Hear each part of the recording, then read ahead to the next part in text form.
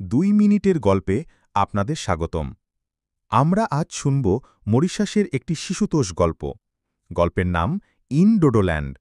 ডোডোল্যান্ড মরিশাসের একটি কল্পনার দ্বীপ, যেখানে বিলুপ্ত হয়ে যাওয়া ডোডো পাখিরা আজও জীবিত। মূল গল্পে ছোট্ট একটি মেয়ে, মোনা, ছুটি কাটাতে আসে মরিশাসে। একদিন সে জঙ্গলের মধ্যে হাঁটতে হাঁটতে হারিয়ে যায়। হঠাৎই তার দেখা হয় এক অদ্ভুত পাখির সাথে, ডোডো। ডোডো মোনাকে নিয়ে যায় এক গোপন জগতে, যেখানে আরও ডোডোরা বাস করে, রঙিন, দয়ালু, খেলাধুলা ভালোবাসে আর প্রাকৃতিক নিয়ম মানে। মোনা তাদের বন্ধু হয়ে ওঠে। সে শেখে কিভাবে মানুষের কারণে ডোডো পাখিরা হারিয়ে গিয়েছিল আর কিভাবে প্রকৃতি ও প্রাণীদের রক্ষা করা দরকার। শেষে মোনা যখন বাড়ি ফিরে যায়, তার মনে থাকে এক সুন্দর শিক্ষা: প্রকৃতি আমাদের বন্ধু, আর হারিয়ে যাওয়া জীবদের গল্প কখনো ভুলে যাওয়া উচিত নয়।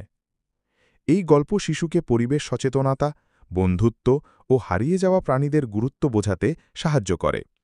আমাদের গল্প যদি আপনাদের ভালো লাগে, তাহলে সাবস্ক্রাইব করে পাশে থাকুন। ধন্যবাদ।